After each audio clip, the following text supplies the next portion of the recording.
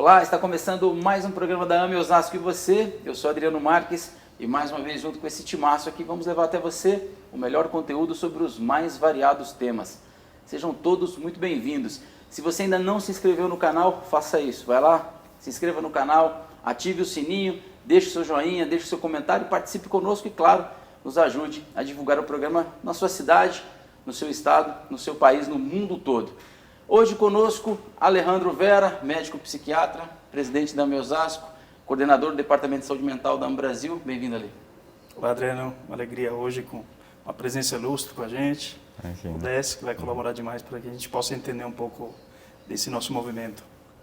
Muito bem. Alan Della Bella, o nosso imperador, seja bem-vindo, psicólogo, membro do Departamento de Saúde Mental da AME Brasil também e tesoureiro da AME Osasco. Bem-vindo.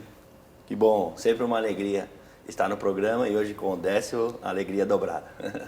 Pessoal, e hoje nós estamos ao lado dele. Já há muitos anos viemos aqui fazendo preces, enfim, vocês em casa participando dessa corrente, conseguimos trazê-lo aqui. Décio Iandoli Júnior, médico endoscopista. Treinei isso a semana inteira, pessoal. Ia falar outra e falou, não, fala endoscopista. Fui treinando, dei conta de falar. Vice-presidente da AME Internacional e autor também, tem alguns livros dele aqui, nós vamos comentar hoje. Décio, bem-vindo, prazer tê-lo conosco aqui. Prazer é todo meu. Você vê que nem sempre fazer pressa adianta, né? Eu vim, né? Não, mas a pressa era para trazê-lo. Então. Turminha, eu falei em outubro que nós teríamos novidades e os e-mails estão chegando. Para vocês verem que não é mentira, tá aqui, ó, pessoal, os e-mails. E eu vou ler aqui todos os e-mails, vou começar de um jeito diferente hoje aqui, aproveitar a presença do doutor aqui ao lado. Lilian Vera disse para nós aqui, olá meninos, o programa está maravilhoso, esse médico argentino é lindo e realmente, Adriano, as suas novidades, abro aspas, estão crescendo, fecho aspas. Isso está no e-mail, está lá no YouTube. Adriano, que novidades são essas? Não sei, a Lilian está aqui acompanhando, parece que sim. Claudemir Marques, Adriano, sou Claudemir Espírita e quero parabenizar o canal AME Osasco por vossa iniciativa e por vossos temas relevantes, parabéns. Esse é meu irmão, Ale. Eu nunca consigo entender o que ele fala. Eu sempre fico esperando meu irmão falar, Adriano, parabéns, o programa está muito bom. E ele vem com esses vossos aqui. O Claudemir é de Juara, no Mato Grosso, está nos acompanhando no programa. Eu queria que você mandasse um abraço ali para ele lá, porque não perde um programa no canal. Opa, que maravilha. Para quem? Para o Claudemir Marques, é meu irmão. Claudemir, um grande abraço. E, bom, a gente aguenta aqui o Adriano, mas está tudo certo. Alan, o Claudemir também deixou uma nota de rodapé aqui que também prestou atenção nas novidades, está acompanhando aí. Eu queria só confirmar, o que a Lília coloca aqui de que estão crescendo, as novidades estão crescendo, tá tudo certo. Tá certo, tomara que cresça, viu, Lilian? Cresça muitas novidades. Vamos acompanhar isso aí. E a Eni Oliva deixou uma mensagem para nós aqui dizendo, por favor, Adriano, por favor, meninos, será que vocês não conseguiam ter aqueles links do YouTube? Eni, vamos ajudar a gente, Eni. Entra no YouTube, clica no canal, não tem nada para fazer, tá tranquila, vai lá, ajuda nós, porque se a gente tiver que mandar link para todo mundo, tá perdido, né, Ale? Fala aí. Vai ficar difícil. Eni, ajuda nós, entra lá no YouTube e manda. Mas para começar o bate-papo, nós vamos falar de 2 programas. O Décio vai ficar com a gente aqui o dia inteiro praticamente, então a gente vai ter muita coisa para falar. A gente vai começar falando um pouco sobre a AME Internacional. Ale, deixa você fazer a primeira pergunta, vamos lá. Legal. O Décio hoje é vice-presidente da AME Internacional, né? E aí, Décio, eu gostaria que você trouxesse um pouquinho de quando iniciou esse movimento, né? A gente sabe que foi com a doutora Marlene. Foi. Mas o que incentivou, quais orientações que ela foi recebendo para poder expandir tem uma história muito legal, né? Que eu já escrevi isso até, estou pretendendo lançar um livro com a minha experiência ao lado da doutora e eu devo contar essa história lá, mas ela estava escrevendo no computador, no apartamento dela, ela me contou isso, né? E aí, de repente, ela sentiu uma presença espiritual, olhou do lado, era Leon Denis. E, segundo ela, a caráter, né? Vestido do jeito que a gente vê na foto. Aí ela se assustou, né? Falou, professor, o que eu preciso, o que eu posso fazer pelo senhor e tal? Ela falou, Marlene, quando é que você vai para a Europa? Isso era 2002. Aí ela falou, mas como assim? Para quem nós vamos falar? A gente não foi convidado, ninguém convidou a gente. E aí disse que ele sorriu e falou assim, mas você está esperando o convite, Marlene? E desapareceu. Bom, a doutora Marlene foi para a Europa em 2002 e fez algumas palestras por ali e foi fazendo os contatos das pessoas que ela conhecia. Em 2003, ela vendeu um carro que ela tinha, e o pessoal falava que ela ia viajar às custas da AME, né? O contrário, né? A AME viajava às custas dela, né? Ela vendeu um carro e fez o primeiro congresso europeu de saúde e espiritualidade em Barcelona. E aí ela ligou para algumas pessoas, né? E eu fui um dos felizardos. Foi eu, o Sérgio Felipe de Oliveira, a Kátia Marabuco, e depois a Nelly, que é lá da Suíça, e a Maria Del Gracia, que é do Panamá. E convidando a gente para fazer esse primeiro congresso. E nós fomos, né?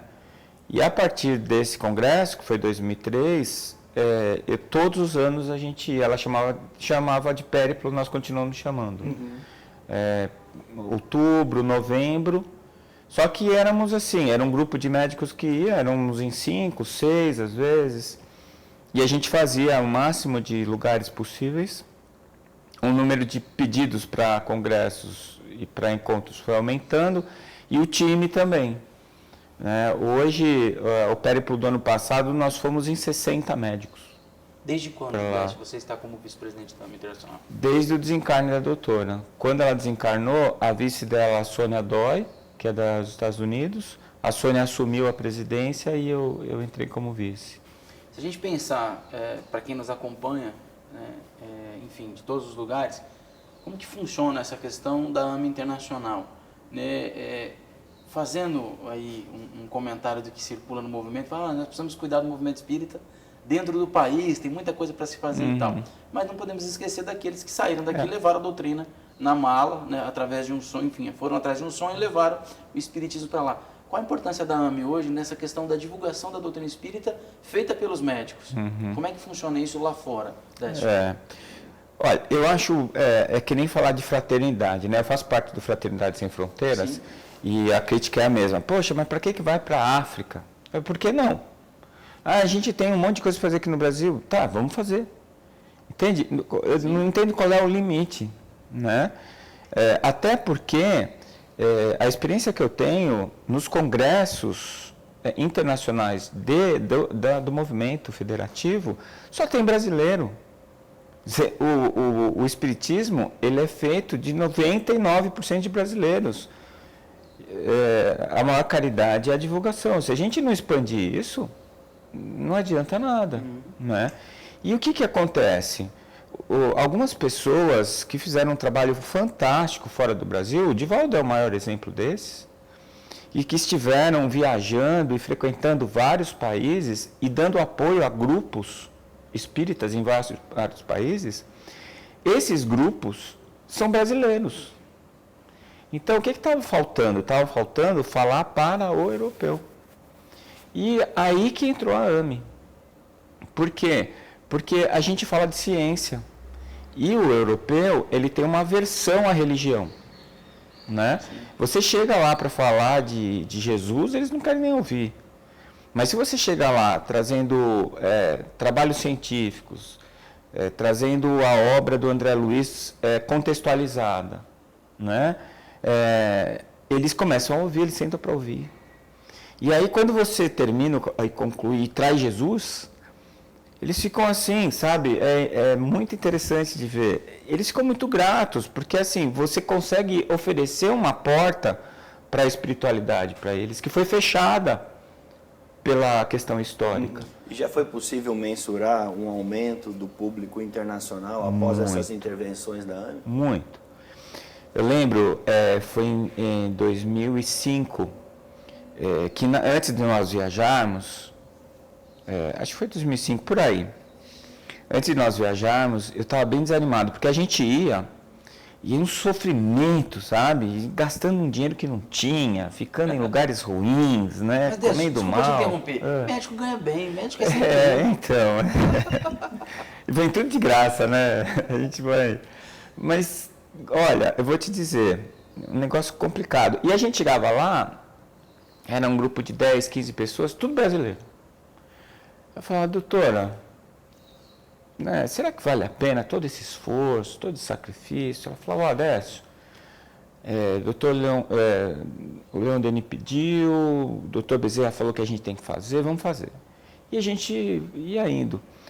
Até que teve um congresso que foi muito marcante para mim, foi se não me engano, foi o segundo, o primeiro congresso britânico de saúde e espiritualidade foi em Londres, no Quakers Room. Quakers Room é um teatro enorme lá, lindíssimo, antigo. E a gente foi fazer a palestra, eu lembro que eu subi para fazer a palestra, estava cheio. E na hora que eu fui começar a minha palestra, tinha tradução simultânea. E eu vi mais da metade do público colocando o fonezinho para ouvir o que eu ia falar em inglês. Olha, foi difícil fazer aquela palestra, porque eu me emocionei num tanto que você não faz ideia. Aquele dia eu percebi que a gente estava alcançando o pessoal. Isso foi em 2005. Por aí. A gente já teve, por exemplo, congresso na Alemanha de 90% de europeus. Aí. Entende? Décio, desculpa te interromper. Essa participação dos europeus, quando você fala, ou seja, do nativo, qual a porcentagem, o que você pode falar em relação de médicos? A gente tem uma diferença da medicina no Brasil para outros países. Acho que você, o Alejandro, até o Alan pode falar melhor sobre isso. Enfim, até de mensurar do porquê que é diferente, o que estuda, o que não estuda, enfim.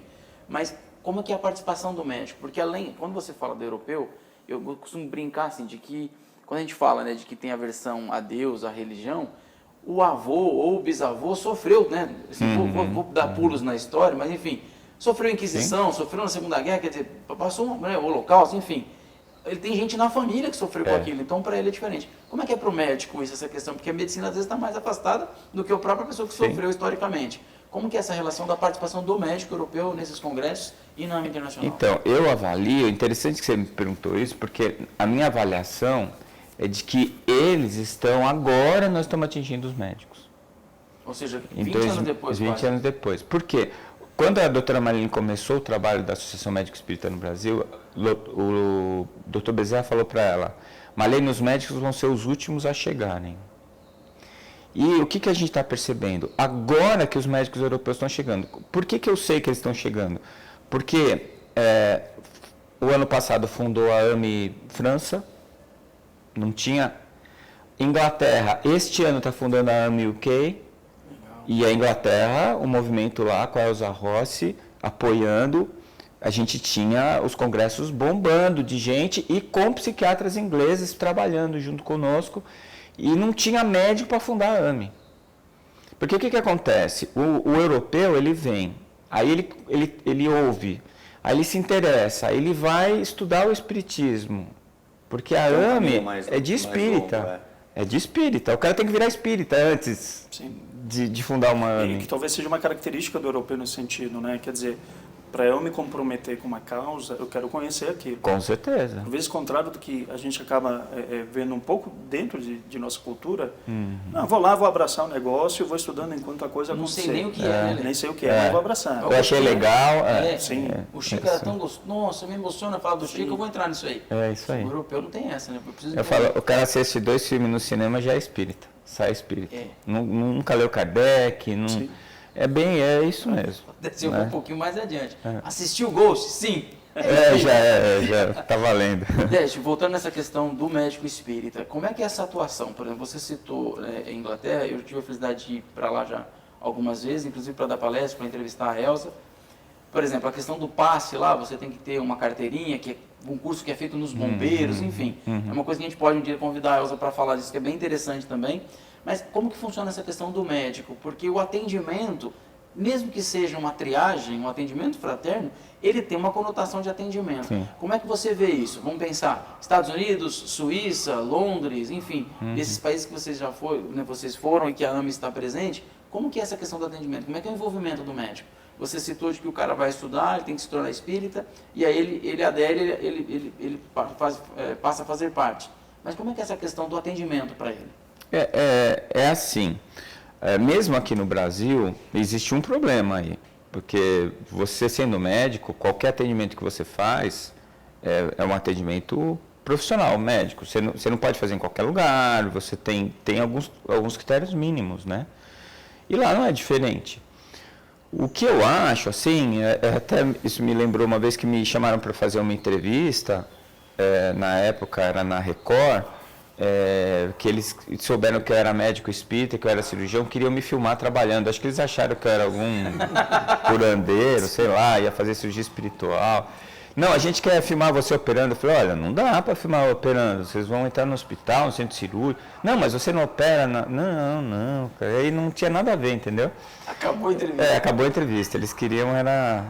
O fenômeno, né? É, o fenômeno. E o que eu digo é assim, às vezes eu recebo essa pergunta, você, como médico espírita, o que você faz de diferente no teu consultório, né?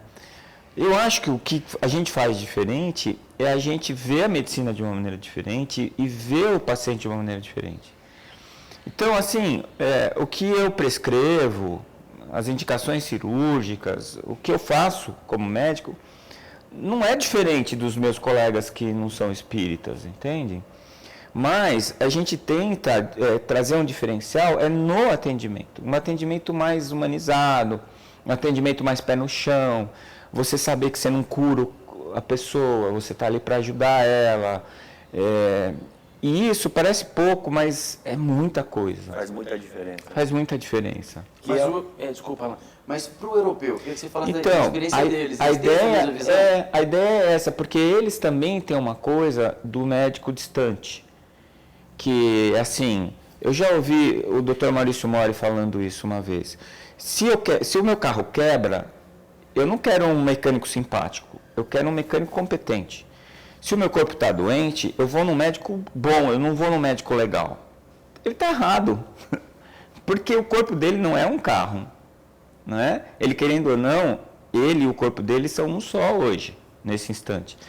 E quem manda no corpo dele é ele, não é o médico. Então, você querer terceirizar a sua vida, a sua saúde, é um grande engano. E lá na Europa, eles ainda têm esse pensamento. Então, quando você vai acessando esses colegas que estão lá, eles vão mudando o jeito de ver e eles mudam o jeito de tratar o paciente deles. Entende? Então, eu acho que a mesma coisa que acontece aqui está acontecendo lá. O diferencial é isso. Eu acho que eles estão sempre alguns quadros atrás, entende? Porque aqui a gente tem o espiritismo instalado. E muitos dos nossos colegas da AME já eram espíritas antes de ser médicos. Então é uma vantagem gigante isso aí, entende? Lá eles não têm nada. Eles têm uma aversão à espiritualidade, eles não conhecem o espiritismo e eles praticam uma medicina tecnicista. Né? Então, até chegar lá, tem um caminho longo. E é dar murro em ponta de faca, né? Sim. E vai de novo, Paciência. vai de novo. Fala para 5 aqui, 10 para lá. O último périplo que eu fiz com a doutora, 2014, nós fizemos uma viagem de Viena até Praga, de carro. Eu lembro, era um Peugeotzinho pequenininho, ela passando apertado lá, acho que eram umas 3, 4 horas de viagem, nem lembro mais. Mas chegamos lá, tinha 5 pessoas para a gente falar. Né? Então, ainda hoje, não são todos os colegas que topam um negócio desse. Sim. Você fazer o esforço, gastar dinheiro, ficar sem trabalhar, para ir para lá e às vezes encarar uma viagem complicada, para chegar lá tem 3. Mas, sabe, às vezes dentro desses 3, tem um ali que é o cara que tem que ouvir aquilo que você foi falar. Você foi falar para ele, entendeu? Ou para ele, Ou ele desencarnado. fala para quem vai... Isso, Às vezes o ou desencarnado desencarnado, isso. Exato. Sobre o impacto da doutrina espírita no médico, é o impacto que ela causa em qualquer profissional, né? Que traz o ser humano em evidência. E ela vai favorecida dentro de um aspecto religioso, quando a gente se propõe a pensar a religião de uma forma mais racional. Diferente de outras religiões, eu acho que ela favorece nesse ponto. O médico, diante de uma ciência que propõe a ele reflexões, faz com que, ao ser internalizada, ele já a prática médica dele já vai ficando diferente. Então, de uma forma muito sutil, mas impactante, ele vai mudando. Ele vai mudando o seu olhar como médico, sem saber exatamente o que ele está mudando, né? Que é propiciado pela própria reflexão em torno do conteúdo que a doutrina espírita tem e da forma que ela traz Jesus, né? Diferente de outras religiões, a gente consegue, pela metodologia implantada por Allan Kardec, de perguntas e respostas, de reflexões bem profundas, fazer com que essa ciência, essa religião e essa filosofia consiga atingir aquele profissional em qualquer área. Acho que É verdade, é isso mesmo. É que a medicina, ela historicamente afasta o médico disso. Né? A formação médica, eu falo que você forma médico e deforma a pessoa, porque o cara entra, eu vejo isso, atualmente eu dou aula para o 1º e 2º ano na faculdade. E quando eu morava em Santos, eu dava para o 5º e o 6º, era o contrário. Aliás, uma aluna sua mandou um abraço. Marília Navarro. Marília. Marília. Vai estar hoje lá contigo, te mandou Legal, legal. Então, eu acho que assim, esses guris entram no 1º ano, 2º ano, cheio de ideias, idealismo. Tem uns que não, né? Tem uns que entram lá achando que vão ficar ricos, que vão ganhar dinheiro, né? Que é fácil. Mas você vê aqueles meninos entrarem com... E às vezes você vê eles saindo murchos, sabe? Como se fosse zumbi, né? Parece que tiram a alma dele. O que eu fiz com esse aluno, né, Adélio? Depois do Então, 5º e 6º ano, aqueles plantões, você a hora que o cara bate a cara na realidade, ele começa a ver que, poxa, mas não era para isso, né? Perde aquela poesia, aquela coisa. Não precisa perder, sabe? Eu tenho feito um esforço muito grande lá onde eu dou aula para mostrar isso para eles, né? Não precisa perder. É só você botar o pé no chão, mas não precisa tirar a cabeça das nuvens, né? Por quê? Porque existe uma motivação que é o que te realiza como médico. Eu estava lendo um artigo muito interessante, aliás, quem fez foi o Harold Cannon, que é um grande pesquisador da área de saúde e espiritualidade lá da Universidade de Duke. E ele fez um levantamento nos Estados Unidos, que o quanto você gasta para formar um médico, e que se uma pessoa, um jovem, que tem essa possibilidade, que consegue entrar na faculdade de medicina, consegue se formar médico, se ele pegar esse dinheiro que ele gastou para formar médico e aplicar no mercado financeiro, ele vai ficar muito melhor financeiramente e muito antes, e sem desgastar a saúde dele. Então, se você acha que... Vai lá para ganhar dinheiro, faz a aplicação, não por furada. Tem outros caminhos. Né? Tem outros caminhos. Eu estava desconfiado que o programa de hoje ia abrir novos horizontes para mim, desistir da medicina, ficou claro. Pessoal, rapidinho, a gente vai continuar o bate-papo com o Décio Endoli Júnior, que está conosco aqui hoje falando sobre a AME Internacional. Se você ainda não conhece, deixa aqui a sua mensagem, faça a sua pergunta, participe conosco, lembrando de você se inscrever no canal da AME Osasco e você ir além do site da AME Brasil, da AME Internacional. Vale a pena você conhecer, vale a pena você participar, além das obras nós trouxemos aqui do Décio, a gente vai falar um pouquinho delas depois, mas, Alejandro, rapidinho, nós temos um congresso chegando, vamos lá. Isso, fica o convite aí para o Medinesp, que é o congresso da Associação Médico Espírita do Brasil. Também teremos o seminário internacional, né? Será em Teresina, no Piauí, entre os dias 19 e 22 de junho. Ainda dá tempo para se inscrever, para participar desse evento. O Décio estará lá, né? Com certeza. Nós da AME Osasco também. E para aqueles que quiserem maiores informações, é no www.medinesp2019, numérico.com.br. Muito bem, pessoal, vocês vão olhar o cartaz agora, aproveita e já faça a inscrição e participe. 2019 é o ano. De 19 a 22 de junho de 2019, Teresina, no estado do Piauí, receberá o maior evento de medicina espiritual do mundo. Mais de 50 palestrantes, conferências, simpósios, mesas redondas, apresentação de trabalhos científicos, debates e muito mais. A medicina vista sob a ótica do paradigma médico-espírita, alicerçada nos fundamentos da doutrina espírita, projeta nos conhecimentos científicos atuais a marca do divino médico Jesus e aponta ao homem o caminho da saúde integral. Prepare-se desde já. Participe deste grande evento. Realização: AME Piauí, AME Brasil.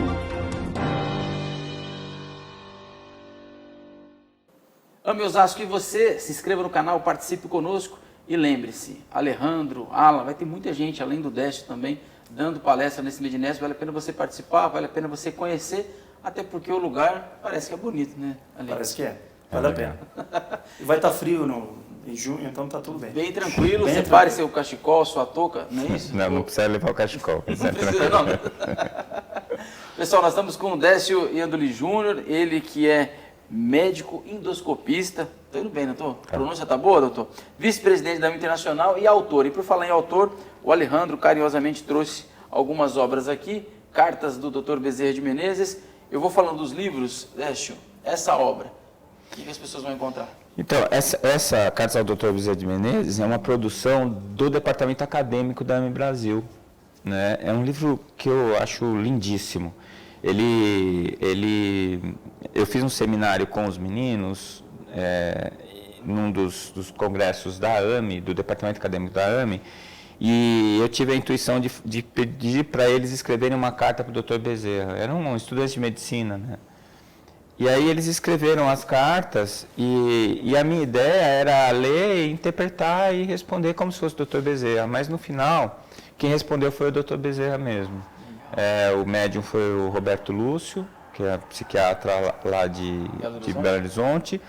E quando na montagem, o Marcos Ribeiro, que hoje está fazendo psiquiatria, na época era acadêmico, ele teve a ideia de procurar no YouTube palestras da doutora Marlene falando sobre o tema da carta. E ele achou uma palestra para cada tema. Então Legal. tem um QR Code no final do capítulo. Você lê a carta do aluno, você lê a resposta do Dr. Bezerra, você lê um comentário de um especialista. Legal. E no final você assiste a palestra da doutora Marlene. O livro ficou maravilhoso. Pessoal, não vou deixar ele falar mais do livro, não, ele conta o livro inteiro. Da alma ao corpo físico e o cérebro triuno. Da alma ao corpo físico é um trabalho que é o trabalho dessa minha encarnação, né? E não terminou ainda. Então, Ufa, ainda bem, eu achei que você já estava partindo já dessa. Minha mulher não deixa eu terminar, ela falou que é perigoso. Eu comecei, o meu primeiro livro é Fisiologia Transdimensional, que eu falo de fisiologia e faço a conexão com a espiritualidade. E esse livro é uma evolução, né? Então eu estou sempre estudando esse assunto. E esse livro foi o último que eu lancei. Esse é bem autoral, é um trabalho de suor, né? Estudo, e atualmente o que eu sei está aí. Décio, podemos dizer que é o penúltimo, porque o último ainda não saiu? Não, nunca é o último, é o mais recente.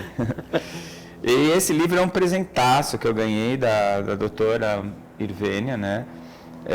Ela quando a gente publicou na Neuroendocrinology um artigo sobre a glândula pineal. E, na verdade, o artigo era o segundo capítulo, o Epífise do Missionários da Luz, todas as informações científicas que vieram muito antes da medicina, a gente mostrando que isso já tinha sido revelado por um mineiro que não tinha formação acadêmica. Na década de 30. Exatamente. E aí, publicaram, para nossa surpresa, esse artigo na Neuroendocrinology. Você lembra quando, Décio? Qual a data da publicação? Mês e o ano? 2013, se não me engano. 2013, 2014. E aí, a doutora Divina ficou empolgadíssima, porque ela já tinha, no livro dela, A Questão Espiritual dos Animais, percebido que, quando o Calderaro fala dos 3 andares da casa mental, existem 2 autores, o Paul MacLean, que é um deles, e o outro, Wilder Penfield, que vieram depois e que trouxeram essa mesma questão dos 3 andares da casa mental. E o doutor Paul MacLean chama de cérebro trino. E nós chamamos de triuno, porque apesar de serem 3 partes, elas funcionam como uma. E aí, quando a gente publicou esse artigo, ela conversando com a doutora Marlene falou, por que você não faz um artigo sobre esse assunto? Ela falou, porque não dá, é muita coisa, então escreve um livro. Aí a doutora desencarnou, em 2015, que foi o primeiro périplo que ela não foi, eu estava com a doutora Irvênia em Portugal, na casa da dona Isabel, nós fomos descer para tomar café da manhã, ela caiu da escada, fez uma fratura de colo de fêmur, trincou a coluna, foi uma tragédia. A gente brincou com ela no programa aqui de que se ela tivesse aceito antes, não teria caído. Então, ela contou essa história lá? Então, aí na hora que estava aquele desespero lá, eu tive essa ideia de, doutora, quem sabe não é a hora de escrever o livro, né? Eu quase me arrependo, viu? que quando ela voltou, ela começou a trabalhar assim enlouquecidamente, mandava os capítulos, olha, vamos lá, porque aí ela me convidou para fazer parte. Legal. Então ela fez a parte de neuroanatomia funcional e eu trouxe a fisiologia transdimensional, a neurofisiologia transdimensional, e aí complementou com o Sérgio Lopes, que o Sérgio tinha escrito sobre as leis morais. E ele percebeu como existem leis morais encaixando em cada um dos andares, porque tem a ver com a evolução, né? Sim. Ficou lindo, ficou muito legal. E aí tá aí meu nome junto com dois expoentes aí, né? Que foi um prazer enorme. Décio, podemos resumir de que quando a espiritualidade quer, eles dão um empurrãozinho? Literalmente. Realmente. Valeu. Sou suspeita, essas obras são fantásticas, né? Tem outros livros pela Folha Espírita também, né, Décio? Tem.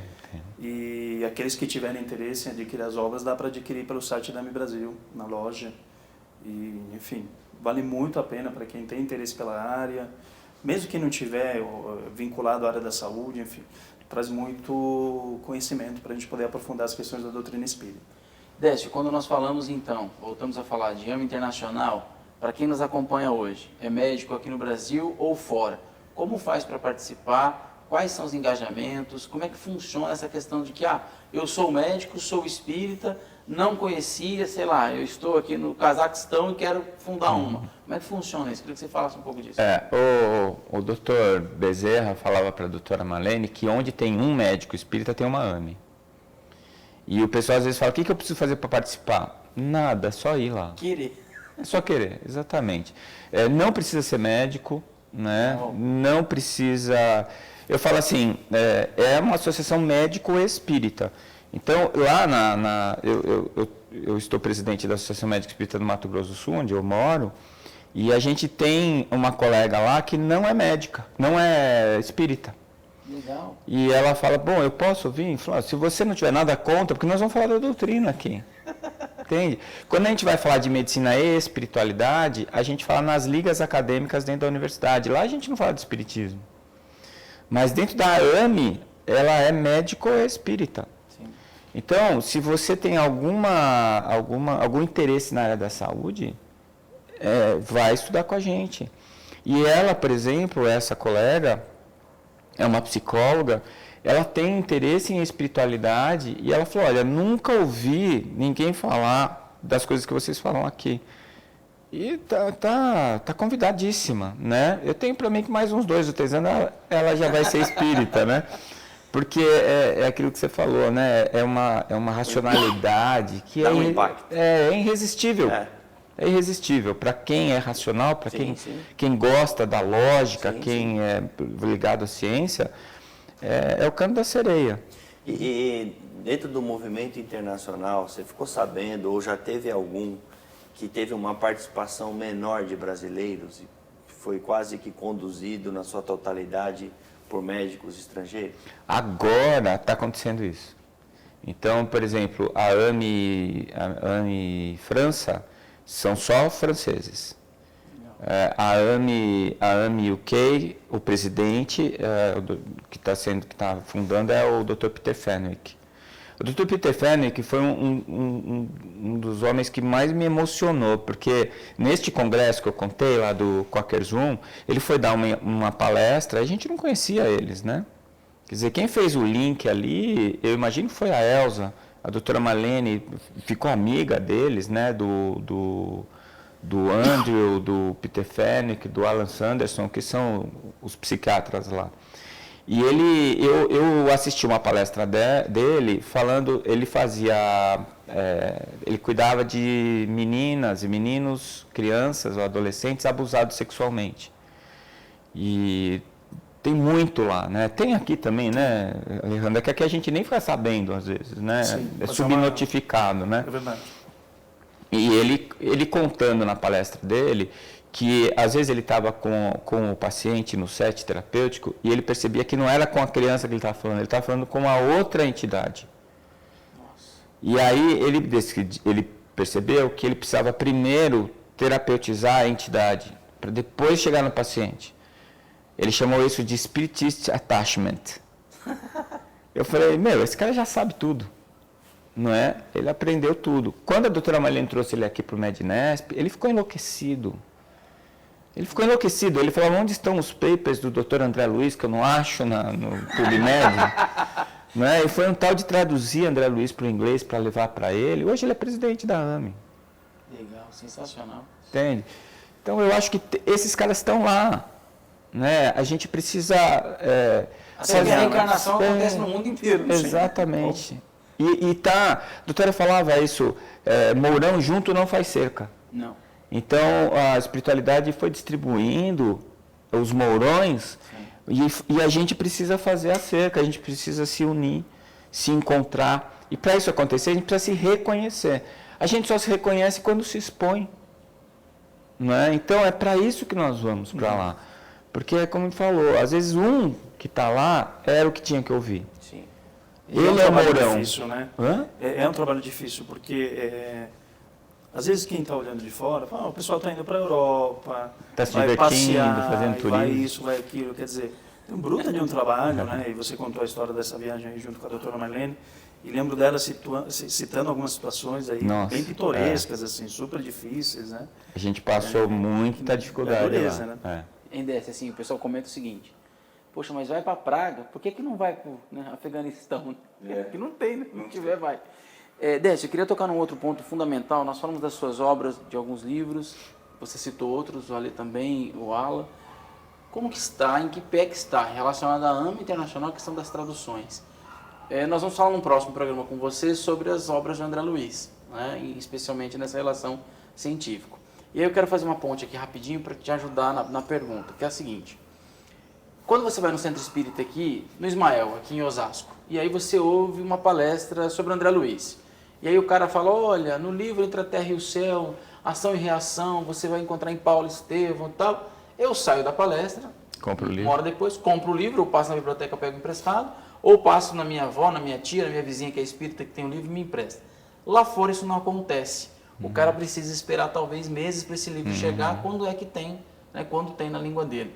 Então, fazendo essa junção, em que pé que está aí, como é que você vê isso e como que, falando linguagem do jovem, como é que a gringaiada vê essa questão de que o cara ouve a palestra, mas ele não tem referência.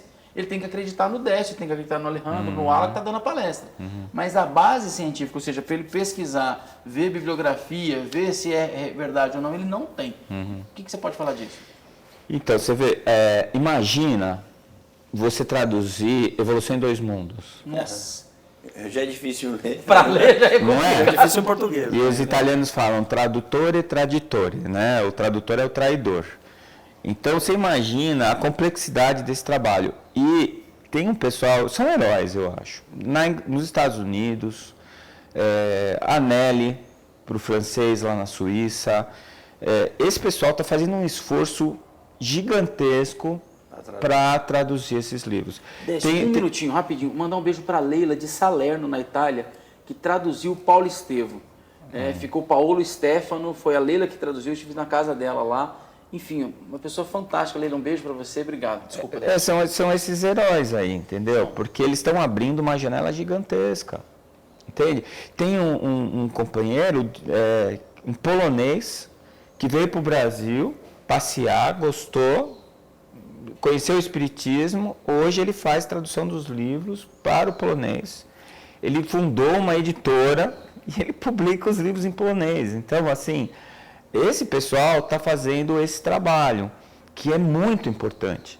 E agora, a AME Internacional, até porque assim, a AME vai.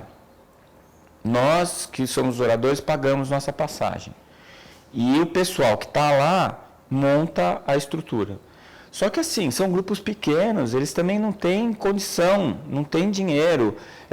Para cobrar o ingresso, muitas vezes o povo lá está acostumado a pagar. Aqui no Brasil tem gente que fica ofendida se paga para assistir um orador, mas esquece que o cara tem que vir de avião, que o cara tem que ficar num hotel, né? Que tem que pagar o aluguel de onde você está falando, que tem luz, que tem... Então alguém tem que pagar, né? Só que lá nem sempre tem o suficiente até para eles pagarem o aluguel do lugar. E como eu já disse, agora a doutora Marlene já está no plano espiritual, ela não vai ficar brava comigo, depois ela vai ter que me dar a bronca, ela bancava com o dinheiro dela, né? Ela vendia as coisas dela para bancar.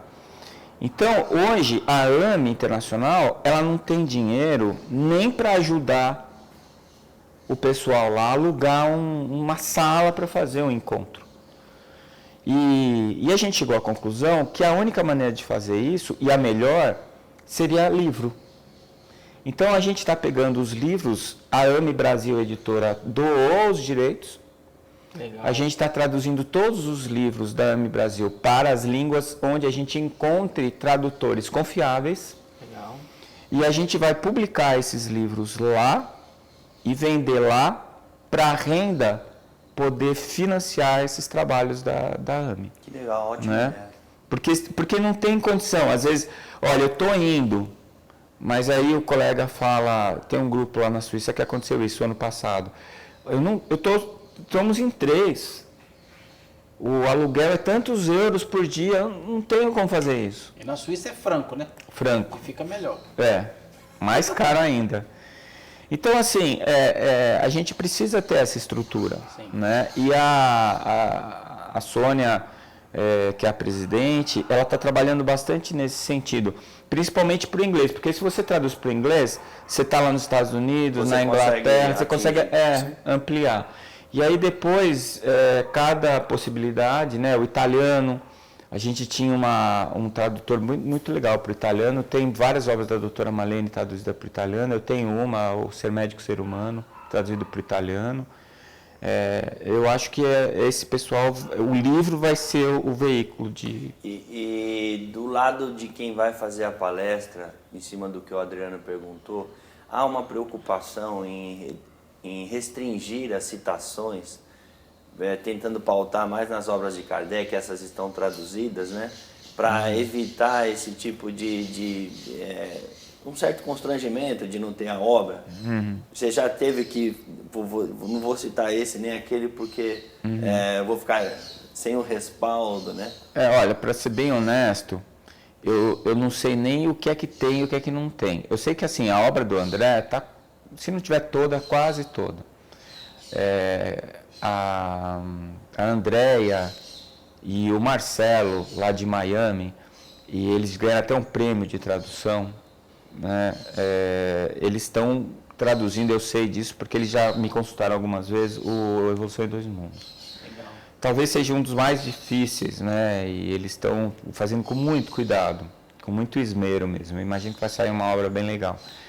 Então, eu não tenho nem muita ideia, mas, para ser bem honesto, é assim, em alguns grupos, principalmente quando a gente chega em lugares muito, assim, que nunca ninguém foi falar, que eles nem sabem o que é espiritismo, eu evito, eu falo que gera anticorpos.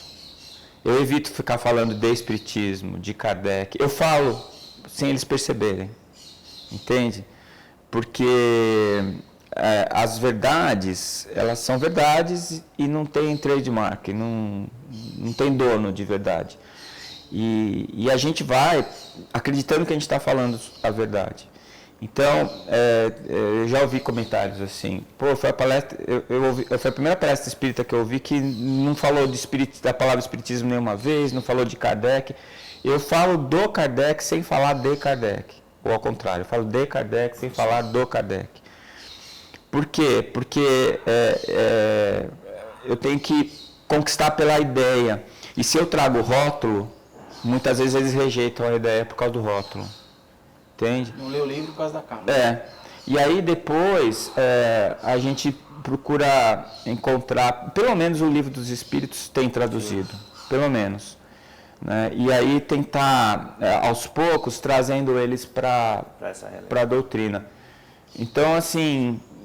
Talvez essa preocupação, isso que você falou, talvez vá aparecer. Agora que tem uma AME França, eu vou falar na AME França, fazer uma palestra para os médicos espíritas franceses, eu vou ter que dar referência. E aí vai encontrar na fonte. Aí vai precisar. Né? Pessoal, eu vou pedir licença para o Alan, para o Alejandro e para o Décio, só para falar uma coisa que é um pensamento meu, não tem nada a ver com a AME Osasco, mas vale uma dica para você espírita que vai para fora, vai passear, vai viajar. A gente tem direito, às vezes, hoje não mais 2 malas de 32 quilos, mas você tem direito a uma mala de 32 quilos. Um livro como esse, no máximo 400 gramas. Dá para você levar pelo menos 5 e doar. E é interessante, é uma coisa bacana de você fazer isso, e eu fiz isso em todas as viagens que eu fui. Para o Japão, para você entender, eu fui 3 vezes, levei 1.500 livros para lá, para doar, não vendi nenhum. Aquilo era para doar porque é exatamente isso que eles precisam. Se você tem condições de comprar em espanhol, em inglês, leva, porque geralmente na Europa, nos Estados Unidos, eles falam outras línguas, diferente de nós aqui que temos uma educação, né, no português muito difícil, lá é muito fácil.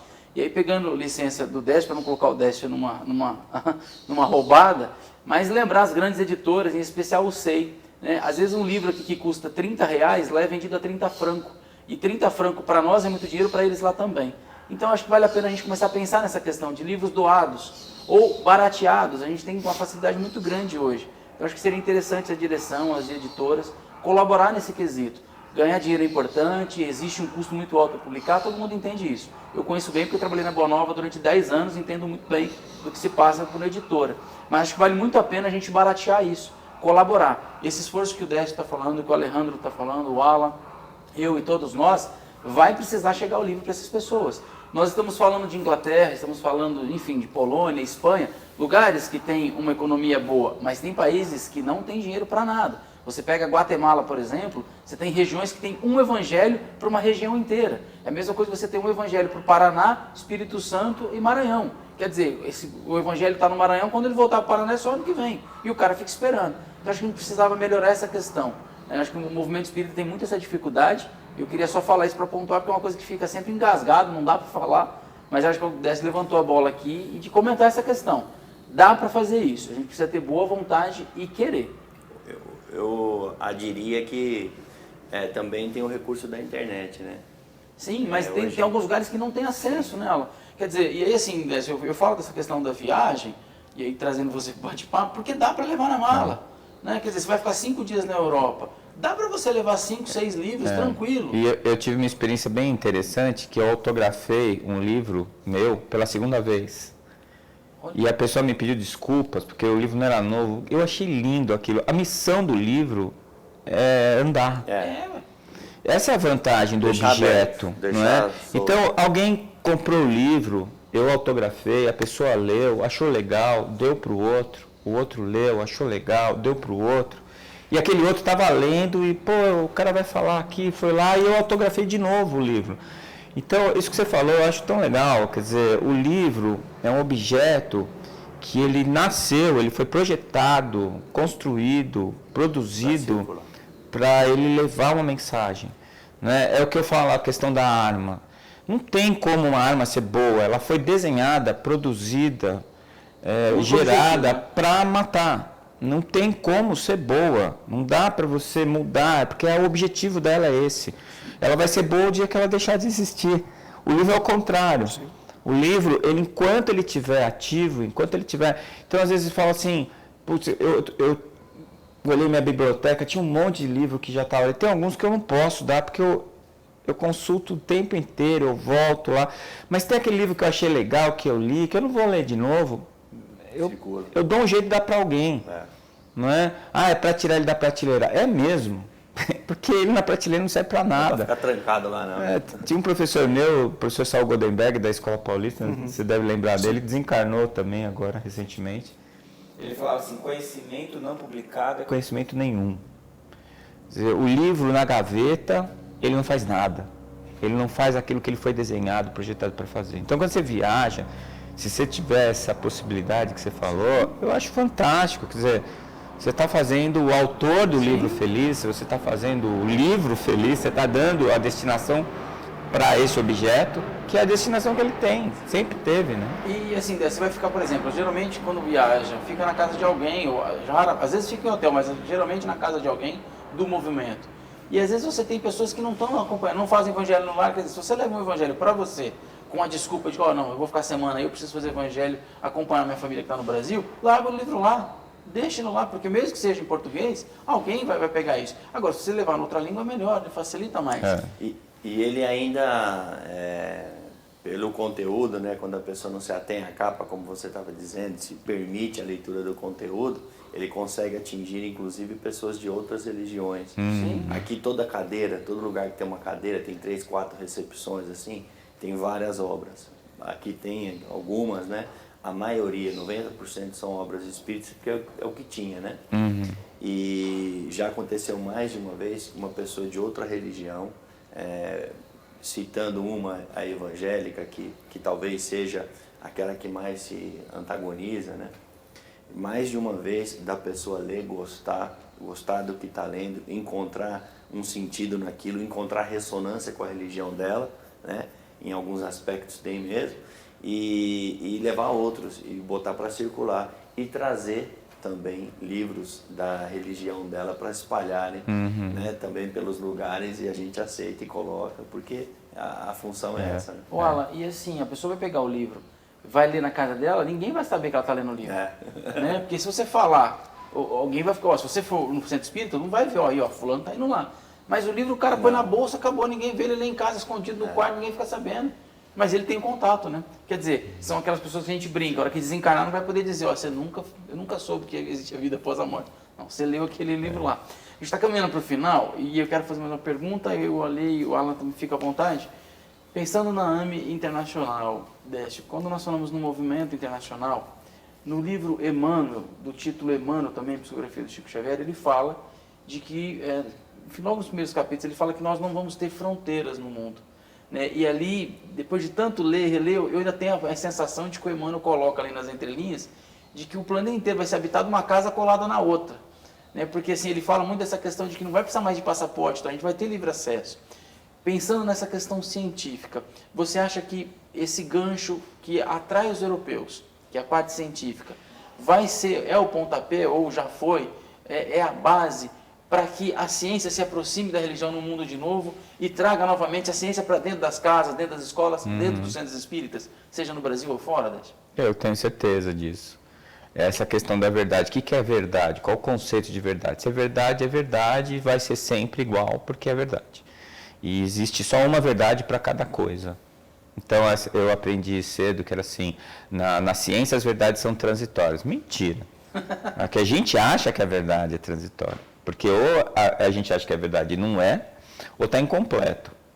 Entende? Aí o dia que você descobre a verdade, acabou. E a verdade, ela não tem departamento também.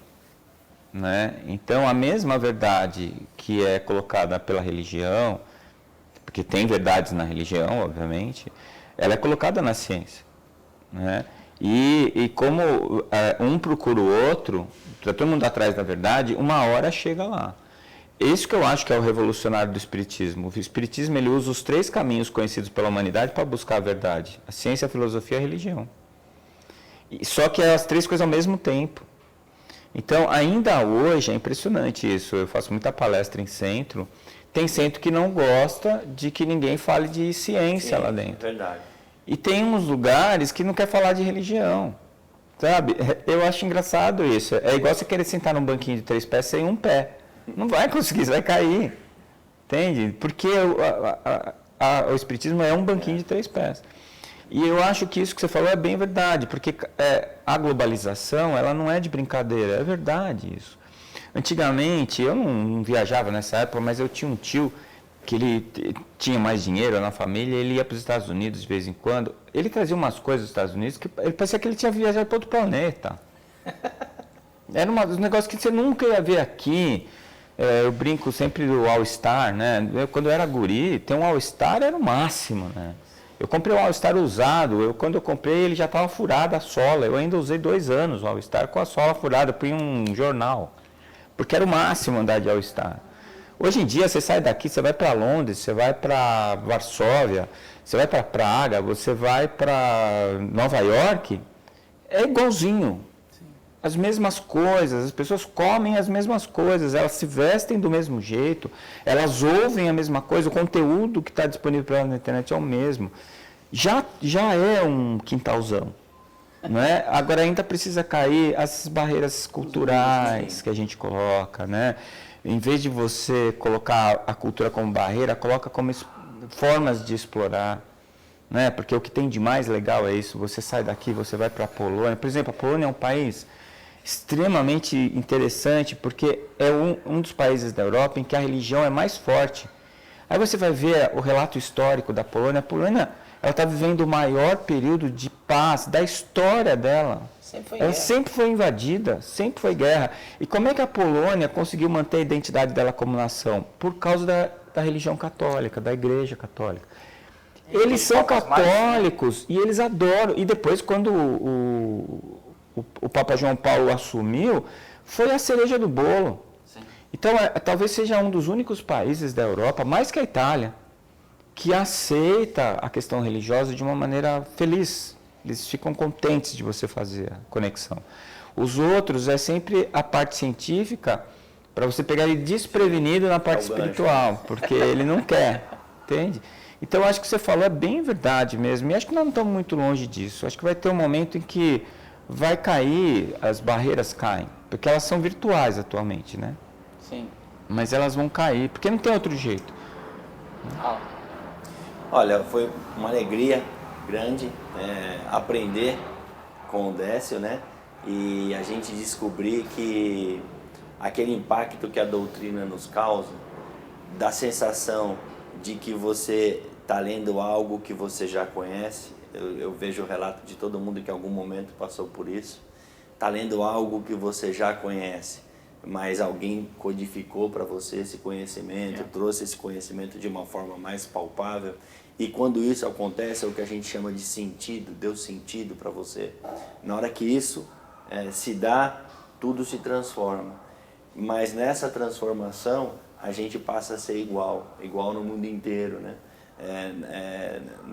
Na persona do ser humano. Somos todos seres humanos, né? Todos filhos de Deus, todos caminhando pelo mesmo lugar, e por isso a doutrina colabora para que essas barreiras sejam rompidas. Eu tenho certeza que o Décio tem toda a razão no que ele fala.